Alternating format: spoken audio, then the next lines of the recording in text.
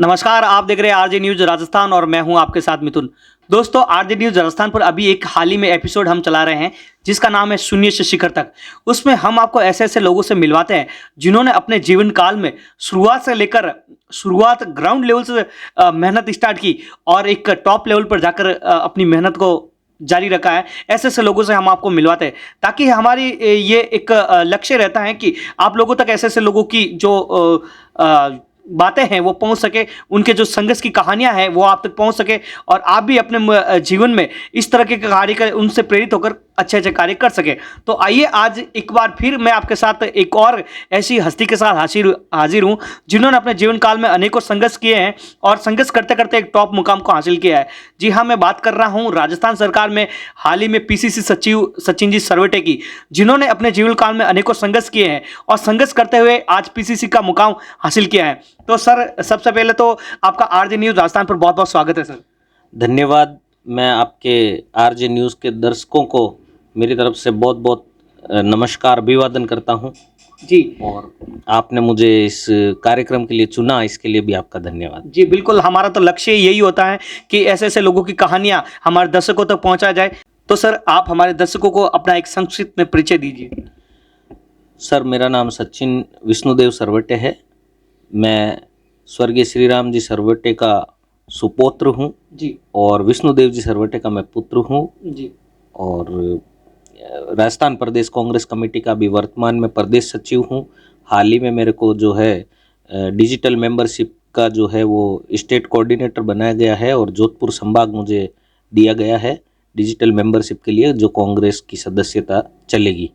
और डूंगरपुर का मैं प्रदेश कांग्रेस कमेटी की ओर से प्रभारी हूँ। जी सर, आपके एजुकेशन के बारे में और आपके फैमिली बैकग्राउंड में हमारे दर्शकों को कुछ बताएं सर। एजुकेशन का सवाल तो आपने बहुत ही अच्छा किया, क्योंकि आप और हम सभी लोग बाबा साहेब के अनुयायी हैं। बाबा साहेब ने शिक्षा पर जोर दिया है, तो इसी के मद्देनज़र मैं आपको ये बताना चाहूँगा, आपके दर्शकों को बताना चाहूँगा कि जब मेरी शादी हुई थी उस समय मैं जस्ट 11th पास था और मेरी वाइफ जो है 9th पास थी। शादी के बाद में मैंने गवर्नमेंट पॉलिटेक्निक कॉलेज से 3 साल का इलेक्ट्रॉनिक्स टेलीकम्युनिकेशन में डिप्लोमा किया और उसके बाद में ग्रेजुएशन की। मैंने पोस्ट ग्रेजुएशन की, एमए किया पब्लिक एड में और पब्लिक एडमिनिस्ट्रेशन में, और मैंने कंप्यूटर के भी RSCIT के कोर्स किए हैं और फिर बीएड किया।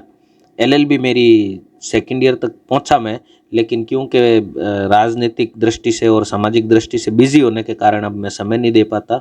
लेकिन मेरा सपना है कि मैं उसको भी कभी ना कभी मरने से पहले पूरा करने का प्रयास करूंगा। रही बात मेरी पत्नी की, तो वो 9th पास थी, लेकिन आज की तारीख में उसने ग्रेजुएशन कंप्लीट कर लिया है और डिलेड किया है, जो कि एजुकेशन के अंदर होता है। और मेरे 2 बेटे हैं, एक बीएड कर रहा है और दूसरा BLLB कर रहा है। देख सकते हैं कि सर ने बताया है कि आप जैसे कई लोगों के ऐसे उदाहरण भी होते हैं कि शादी के बाद हम एजुकेशन को आगे नहीं बढ़ा सकते, पढ़ाई नहीं करते, लेकिन इन्होंने अपनी शादी के बाद भी अपनी एजुकेशन को जारी रखा, इनकी जो पत्नी है उनकी एजुकेशन को जारी रखा और आगे तक भी बढ़े हैं। तो सर, मैं आपसे ये भी जानना चाहूँगा कि आपका राजनीति और समाज सेवा में आना कैसे हुआ सर? ऐसा है सर कि मेरे दादाजी जो हैं स्वर्गीय श्री राम जी सरवटे जी, वो जोधपुरी नहीं बल्कि राजस्थान के जाने माने एक समाज सेवी थे, स्वतंत्रता सेनानी थे। कांग्रेस पार्टी का जो एक आज़ादी को लेके जो आंदोलन चल रहा था उसके अंदर भी उन्होंने अग्रणी भूमिका निभाई। उस समय आज़ादी के बाद में जो तत्कालीन मुख्यमंत्री बने उनके भी काफ़ी करीबी रहे, उनके साथ कंधे से कंधा मिलाकर उन्होंने काम किया मेरे दादाजी ने। और दादाजी की मृत्यु के बाद में मेरे पिताजी विष्णुदेव जी सरवटे वो समाज सेवा में उतरे और उन्होंने भी कांग्रेस पार्टी के साथ में माननीय मुख्यमंत्री जी अशोक गहलोत जी के साथ में संघर्ष किया, राजनीतिक और सामाजिक स्तर पे कई कार्य किए। और मैं, मेरे दादाजी, मेरे पिताजी और बाबा साहेब की प्रेरणा से और माननीय मुख्यमंत्री श्री अशोक गहलोत जी के मार्गदर्शन से मैंने समाज सेवा और राजनीति का रास्ता चुना है। सर, अभी हाल ही में कांग्रेस पार्टी द्वारा पीसीसी का जो सचिव का पद आपको मिला है, तो सर ये कैसे मिला आपको? क्या आपके कार्य रहे कांग्रेस पार्टी में और क्या सरकार की मेहरबानी रही, इसके बारे में बताइए। मैंने जो शुरुआत की थी अपने जीवन में, वैसे मैं प्राइवेट कंपनी में एक इंजीनियर रहा था। जी और क्योंकि शुरू से ही दादाजी के और पिताजी के कार्यों के बारे में मेरे मन में आत्मचिंतन चलता रहता था। मेरे मन में एक लगन थी, एक वो मतलब एम कह सकते हैं, वो थी कि मैं भी मेरे दादाजी और पिताजी की तरह कार्य करूं और इस समाज के लिए कुछ करके जाऊं।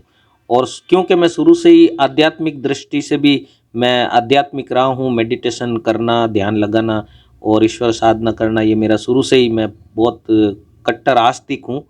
और आस्तिक होने के कारण मेरे अंदर एक परोपकार की भावना शुरू से ही रही है। जी जी इन्हीं सब चीज़ों को देखते हुए हमने एक सामाजिक संगठन राष्ट्रीय वंचित लोकमंच बनाया था और उसके माध्यम से हमने जो कई कार्य किए और सामाजिक सेवाएं करते करते पिताजी की डेथ के बाद में माननीय मुख्यमंत्री जी ने मुझे कहा कि आप है जो 36 कौम का कार्य करो।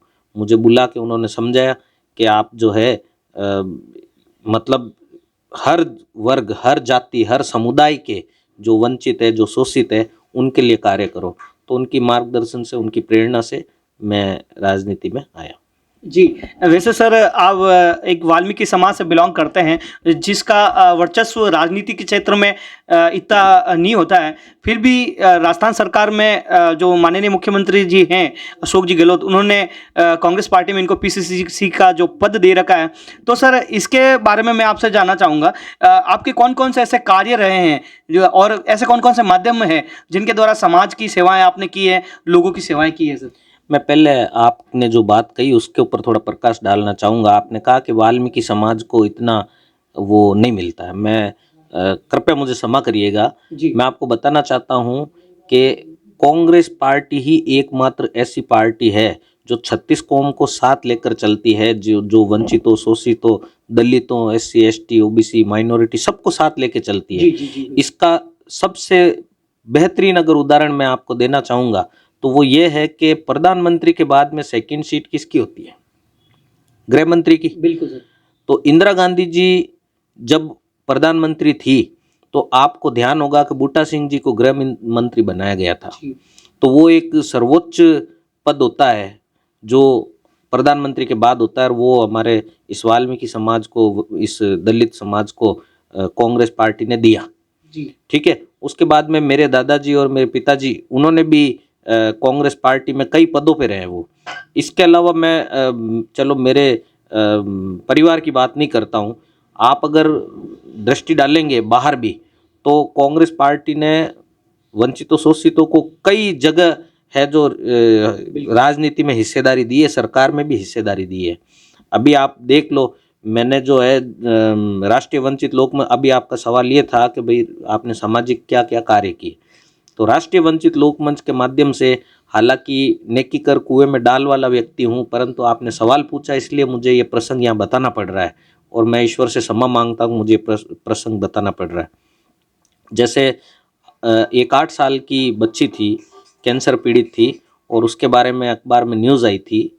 तो उस पीड़ित बच्ची के लिए संगठन के माध्यम से हमारे कार्यकर्ताओं ने और कई समाज सेवियों ने उसके अंदर है जो अनुदान दिया और हमने करीब 1 लाख रुपए इकट्ठे करके उसके परिजनों को दिए। हालांकि वो बच्ची नहीं रही अब संसार में, मैं ईश्वर से प्रार्थना करता हूँ उसकी आत्मा को शांति मिले। उसके बाद में और भी ऐसे बहुत सारे कार्य हैं जिनको मैं बताना उचित नहीं समझता हूँ। बाकी समय समय पर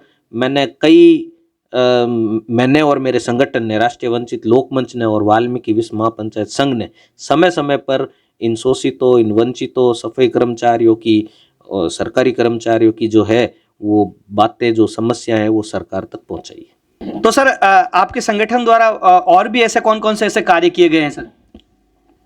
मैंने आपको बताया ना कि वैसे इस तरह के कार्य कहना थोड़ा मैं शर्मिंदा होता हूँ, क्योंकि करतार तो वो परमात्मा है और मैं कुछ करने वाला हूँ नहीं। मेरे कार्यकर्ताओं ने मिलकर, उनके सहयोग के बगैर ये सब संभव नहीं था। सही बात है। ऐसा ही एक कार्य, एक छोटा सा 4 माह का बच्चा था, उसके हृदय में कुछ समस्या थी, उसके लिए भी संगठन के माध्यम से और पारिवारिक दृष्टि से हमने जो करीब 1 लाख रुपए के आसपास है जो इकट्ठा करके और उस पीड़ित परिवार को दिया था। हालांकि वो भी इस संसार में नहीं है, वो मैं ईश्वर से प्रार्थना करता हूँ उसकी आत्मा को शांति दे। इसके अलावा अभी कोरोना जो काल चला, इस कोरोना काल में भी हमारे संगठन के जो कार्यकर्ता हैं उन्होंने राशि इकट्ठा करके मुख्यमंत्री सहायता कोष में वहाँ भेजे और जो है हमने सूखा राशन पानी जो है ज़रूरतमंदों के निवास पर पहुँचाया और कईयों का जो है वो इंश्योरेंस भी करवाया कोरोना काल का, जो ताकि उनके कोई समस्या हो तो वो इस तरह से कई और भी खूब सारे कार्य हैं जो संगठन ने किए हैं। देख सकते हैं लोगों की सेवा करना और उनके हर एक सुख दुख में भाग लेना इनके और इनके संगठन की एक सोच रही है।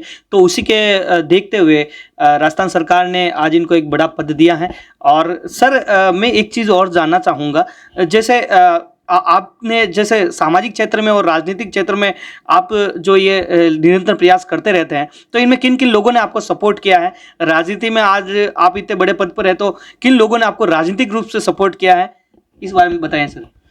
वैसे तो सर कई लोग हैं जो मेरे सपोर्टर रहे हैं, परंतु अगर आप एक शब्द में नाम पूछते हैं तो वो सिर्फ और सिर्फ माननीय अशोक जी गहलोत हैं जी सर, जिन्होंने मुझे एक ज़मीन से उठाकर और आज इतनी बड़ी जिम्मेदारी दी है कि मैं इस समाज की बल्कि पूरे 36 कौम की सेवा कर सकूं।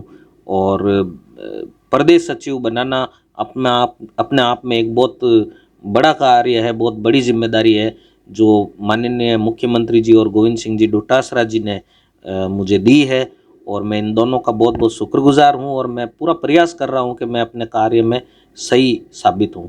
अभी डिजिटल जो मेंबरशिप चल रही है उसमें स्टेट कोऑर्डिनेटर बनाकर मेरी जिम्मेदारी और अधिक बढ़ा दी है, क्योंकि डिजिटल का सारा कार्य जो है वो मोबाइल के थ्रू होगा, मोबाइल से सदस्य बनेंगे। तो साहब को भी पता है, गहलोत साहब को और डोटासरा जी को, कि मेरा टेक्निकल फील्ड रहा है, इसलिए उन्होंने ये जिम्मेदारी मुझे दी है। बिल्कुल बहुत अच्छी बात है। सर ने बताया कि टेक्निकल फील्ड के नाते इन्होंने इनको अभी एक हार्डी में स्टेट कोऑर्डिनेटर का एक जो जिम्मेदारी सौंपी, वो वास्तव में एक बहुत बड़ी जिम्मेदारी होती है और इस जिम्मेदारी को सर बखूबी निभाएंगे, इतना ये प्रयास करेंगे।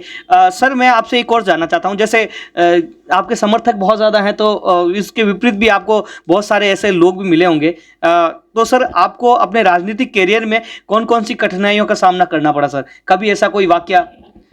मैं तो ये कहूँगा कि जितने आलोचक होंगे ना, आप उतना ही ज़्यादा निखरेंगे जी। मैं तो मेरे आलोचकों को बहुत बहुत धन्यवाद देता हूँ। यदि वो मेरी आलोचना नहीं करते तो मैं अपने अंदर और निखार नहीं लाता, वरना मैं वहीं का वहीं रह जाता। तो आलोचक भी मेरे समर्थक हैं। जी जी जी। आलोचक भी मेरे समर्थक है क्योंकि उन्होंने आलोचना के माध्यम से मुझे पॉलिसी किया है। तो ये एक बहुत ही अच्छी बात है। मैं तो किसी को आलोचक नहीं समझता हूँ, मैं ये समझता हूँ कि वो लोग मुझे और निखार रहे हैं। सर मैं आपसे जानना चाहूँगा, आपके इस सफ़र के अंदर ऐसा कोई आपका वाकया या ऐसा कोई संघर्ष है जिसे आप भूलना नहीं चाहेंगे?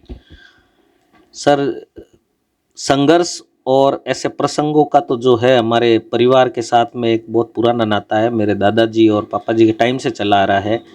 मेरे दादाजी भी आर्थिक रूप से कमज़ोर थे और उन्होंने जो है सदैव समाज का ही सोचा, गरीबों का ही सोचा, लोगों का ही सोचा, जनता का ही सोचा और अपने परिवार का पालन पोषण की तरफ उन्होंने ध्यान नहीं दिया। मेरे पिताजी बताते थे कि उस समय उनका पालन पोषण कर पाना कितना मुश्किल कार्य था, वो किस संघर्षों से जीते थे मेरे पिताजी। और क्योंकि दादाजी तो समाज सेवी थे, वो पूरे दिन रात बस उसमें डूबे रहते थे। इसी तरह से मेरे पिताजी ने भी संघर्ष किया और उन्हीं के पद चिन्हों पर चलते हुए, क्योंकि मैं ईमानदारी से अपना जीवन व्यतीत कर रहा हूँ और समाज हित के कार्य कर रहा हूँ, देश की जनता की सेवा कर रहा हूँ, प्रदेश की सेवा कर रहा हूँ। तो आर्थिक रूप से मैं थोड़ा इस समस्या से जूझा जब 2018 में मुझे, क्योंकि राजनीति, समाज सेवा और नौकरी इनमें से किसी एक को चुनना था, तो 2018 में जो है मेरे को अपनी प्राइवेट कंपनी से मुझे इस्तीफ़ा देना पड़ा और पूर्ण रूप से मुझे समाज सेवा में उतरना पड़ा। उसके बाद से मेरा जो आर्थिक संघर्ष है मेरा परिवार का, वो जारी है। लेकिन कोई बात नहीं, ईश्वर की इच्छा, परमात्मा इतनी तो दाल रोटी देता ही है कि मतलब ईश्वर इतना दीजिए कि जामे कुटुंब समाई, मैं भी भूखा ना रहूं, साधु भी भूखा ना जाए। बिल्कुल, बहुत अच्छी बात कही सर ने। जब राजनीतिक क्षेत्र में और सामाजिक क्षेत्र में जब सर उतरे हैं, तो उसमें इन्होंने बहुत सारी समस्याओं को देखा है, उनका सामना किया है। सर जैसे अभी आपने ईश्वर का नाम लिया, तो हमने ये भी सुना है कि आपके जो आध्यात्मिकता के और जो झुकाव है वो बहुत ज़्यादा है, तो उसके बारे में आप क्या बताना चाहेंगे सर हमारे दर्शकों को? तो आपने आध्यात्मिकता का ही सुना, मेरे संगीत के बारे में नहीं सुना।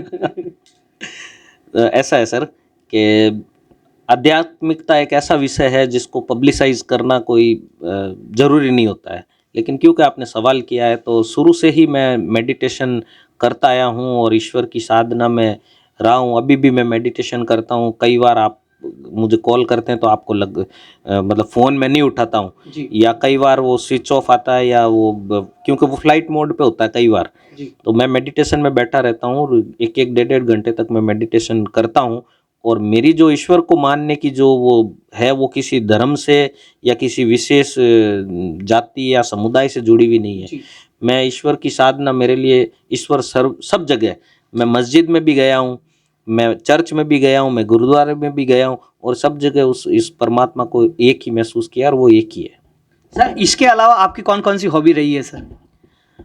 वैसे मैंने अभी बताई था आपको, मैं सिंगिंग भी करता हूँ। सिंगिंग करना मेरा शौक है, और मेरे दादाजी भी भजन गाते थे जी। अभी मेरे दादाजी की मूर्ति की स्थापना हुई है मसूर या शांति नगर, उनकी समाधि स्थल पर, जो कि मेरे ताऊ जी ब्रह्मदास जी सरवटे ने करवाई है। वहाँ पे मंगतूराम जी डंडोरिया ने एक प्रसंग बताया था मुझे, तब मुझे पता चला कि नवल घराने का एक उपाधि होती थी किलंगी महंत की, जी। जो सिर्फ और सिर्फ एकमात्र मेरे दादाजी को दी गई है। अच्छा। किलंगी महंत की। तो वो बताते थे कि मेरे दादाजी के भी स्वर बहुत अच्छे थे, वो बहुत अच्छा गाते थे। कई बार मेरे पापा जी भी देशभक्ति गीत गाते थे, और वो गुण सूत्रों से वो आगे से आगे पीढ़ी दर पीढ़ी अब मेरे बच्चे भी गाते हैं। तो सिंगिंग में, म्यूजिक में ये हमारी इसमें एक आत्मसंतुष्टि मिलती है सर। बिल्कुल म्यूजिक में बिल्कुल बिल्कुल वो ईश्वर का ध्यान है एक तरह से। संगीत से आपका जो है, और आपके अंदर की क्रिएटिविटी बढ़ती है। इसके अलावा आपकी और कौन कौन सी हॉबी सर?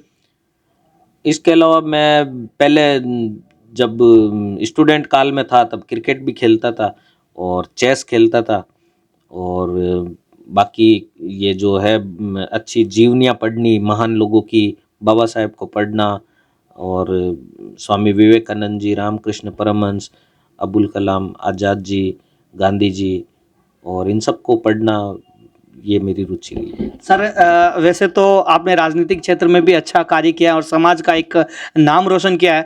और सर आगे मैं जानना चाहूँगा, आपका राजनीतिक क्षेत्र में आगे का लक्ष्य क्या रहेगा? क्योंकि बाबा साहेब ने कहा है कि सत्ता में आपकी जब तक भागीदारी नहीं होगी तब तक आप समाज का हित नहीं कर पाएंगे। तो सत्ता में भागीदारी का जो लक्ष्य है, जो बाबा साहेब ने तय किया है, और मुझे मेरे जो हमारे माननीय मुख्यमंत्री जी हैं, डोटासरा जी हैं, और जो शीर्ष नेतृत्व है, आला कमान है, हमारे सोनिया गांधी जी, राहुल गांधी जी, जब जब जो जो जिम्मेदारी देंगे मैं उसको पूरी निष्ठा और ईमानदारी से निभाऊंगा। सर मैं आपसे जानना चाहूँगा, जैसे अभी आपने नाम लिया कि आप बाबा साहब की जीवनियाँ वगैरह भी पढ़ते रहते हैं, तो सर एक तरफ तो आप बाबा साहब को मानते हैं, दूसरी तरफ आपका पूरा झुकाव आध्यात्मिकता की ओर है, तो सर ये कैसे होता है? वैसे कई लोगों के ऐसे सवाल भी होते हैं कि बाबा साहब बिल्कुल ये जो आस्तिक लोग होते हैं उनके सख्त खिलाफ थे, तो इस बारे में आप क्या कहना चाहेंगे सर हमारे दर्शकों को? देखिए, जब तक हम लोग स्टडी नहीं करते हैं ना, तब तब ऐसे सवाल उठते हैं जी। बाबा साहेब ने कहीं पर भी नहीं कहा कि मैं ईश्वर को नहीं मानता। वो मूर्ति पूजा, अंधविश्वास के खिलाफ थे। अगर ऐसी बात थी तो आपको ध्यान होगा कि मंदिरों में प्रवेश के लिए, दलितों को जो मंदिरों में प्रवेश के लिए उन्होंने संघर्ष किया था, ऐसा आप उनकी जीवनी खोल के देखना, उन्होंने मंदिर में प्रवेश करवाया। क्यों करवाया? अगर वो ईश्वर को नहीं मानते थे तो नहीं करवाना था। बात वहाँ ईश्वर को मानने की या नहीं मानने की नहीं है, उनकी जो वो जो जिस चीज़ के खिलाफ थे, जो छुआछूत दलितों के साथ में की गई कुछ जाति के लोगों के लिए, लोगों के कारण, आप जानते हैं कि हर जाति, हर धर्म में हर तरह के लोग होते हैं। बिल्कुल सर, बिल्कुल। कुछ लोग अच्छे भी होते हैं, कुछ लोग बुरे भी होते हैं, वो सब में होते हैं। जरूरी नहीं कि कोई हिंदुओं में ही हो या मुस्लिमों में हो या दलितों में हो, हर जाति में अच्छे भी लोग होते हैं और बुरे भी लोग होते हैं। तो आज बाबा साहेब के जो गुरु थे वो ब्राह्मण थे जी उन्होंने उनको इतनी अच्छी शिक्षा दी, इतना सपोर्ट किया। जो राजा जी जिन्होंने उनको स्कॉलरशिप दे के आगे भेजा था वो भी तो एक हिंदू थे। बिल्कुल सर। ठीक है, कई मुस्लिम नेताओं के साथ में बाबा साहेब की बहुत अच्छी बनती थी, तो वो हर धर्म को रेस्पेक्ट करते थे। बाकी आस्था एक निजी विषय है, बिल्कुल सही। मैं किसको पसंद करता हूँ किसको नहीं करता हूँ ये मेरा निजी मामला है। जी सर। मैं आध्यात्मिकता में भी ये चीज कहता हूँ कि भाई मैं किसको मानूं किसको नहीं मानूं ये मेरा निजी विषय है और ये सबका निजी विषय है। अब बात करते हैं आस्तिकता और मूर्ति पूजा को आप अलग अलग समझे।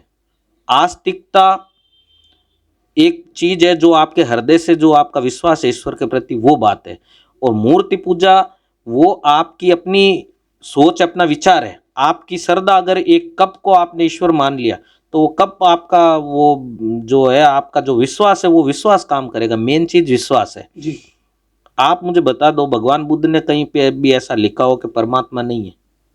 उन्होंने इस सवाल पे वो मौन थे, उन्होंने कोई जवाब नहीं दिया। तो जब तक हम खोज नहीं करेंगे तब तक हम नतीजों पे नहीं पहुंचते। अमूमन देखा गया है कि ज़्यादातर लोग जो है ना वो सुनी सुनाई बातों को विश्वास करके और बस वो आस्तिकता या नास्तिकता में चले जाते हैं। मेरा जो है ये अनुभव का विषय है, मैंने अनुभव किया, अनुभव करने के बाद में मैंने आस्तिकता को चुना है। और आस्तिकता में मैंने पहले ही स्पष्ट कर दिया कि मैं किसी एक जाति धर्म विशेष का अनुयायी नहीं हूँ। मेरे लिए सभी समान है। मैं मस्जिद में भी जाता हूँ, मंदिर में भी जाता हूँ, चर्च में भी जाता हूँ, मेरे को जो है वो परमात्मा एक जैसे ही महसूस होते हैं। बिल्कुल, आध्यात्मिकता सामाजिक सेवा से बिल्कुल एक जुड़ी होती है। जब आपके मन में दया का भाव आता है तभी आप एक सामाजिक सेवा का कार्य कर पाते हैं। तो उसी को लेकर सर ने बताया कि आध्यात्मिकता एक अलग विषय है जिसे आप अपने दिल से महसूस कर सकते हैं। तो सर आखिर में आप हमारे दर्शकों को क्या संदेश देना चाहेंगे सर? मैं यही संदेश देना चाहूँगा कि देश अभी बहुत ही बुरे हालातों से गुजर रहा है। देश की जो एक सांप्रदायिक ताकतें जो है वो देश को जो है बर्बाद करने पे लगी हुई है। महंगाई चरम सीमा पर है, बेरोजगारी चरम सीमा पर है और धार्मिक अंधता भी चरम सीमा पर है। आज हिंदू मुसलमानों को आपस में लड़ाने का चल रहा है, संविधान के ऊपर खतरा मंडरा रहा है। किसानों की देख लो, किसानों ने आत्महत्या कर ली, हर कोई परेशान है। तो मेरा आपसे आपके दर्शकों से यही निवेदन रहेगा कि इस देश को अगर विकसित करना है, आगे बढ़ाना है तो आप लोगों को कांग्रेस का साथ देना होगा, कांग्रेस के साथ चलना होगा। और जिस तरह से कांग्रेस ने और जो अन्य जो क्रांतिकारी लोग थे जिन्होंने आज़ादी की लड़ाई लड़कर आज़ादी दिलाई, आज ज़रूरत फिर से आन पड़ी है इस देश को गलत लोगों से आज़ादी दिलाने के लिए। सर बहुत बहुत धन्यवाद, आपने अपना कीमती समय हमें दिया सर। सर धन्यवाद तो मैं आपको देना चाहूँगा कि आपने अपने चैनल के लिए मुझे इस इंटरव्यू के लिए चुना और मुझे इस काबिल समझा कि मैं ये इंटरव्यू दूँ। आपको और आपके दर्शकों को बहुत बहुत धन्यवाद। तो ये थे सचिन जी सरवटे जिन्होंने अपने संघर्ष और मुकाम के साथ राजस्थान सरकार की जो कांग्रेस पार्टी है उसमें पीसीसी के सचिव पद पर अभी वर्तमान में है और इन्होंने अपने जीवन काल में अनेकों संघर्ष किए हैं, कई ऐसे दुख देखे हैं, आर्थिक रूप से ये जूझे हैं, सामाजिक समस्याएं के सामने आई है, राजनीतिक क्षेत्र में इनको आगे बढ़ाने के लिए कई सारे लोग इनके खिलाफ थे, कई विपरीत पार्टी के लोग भी थे, लेकिन इन्होंने हार नहीं मानी और आखिर में अपने मुकाम को हासिल किया है। तो हम भी आपसे ये उम्मीद करते हैं कि आप भी इसी तरह अपने लक्ष्य को पाने के लिए संघर्षरत रहे। आरजे न्यूज राजस्थान के साथ मिथुन रिल।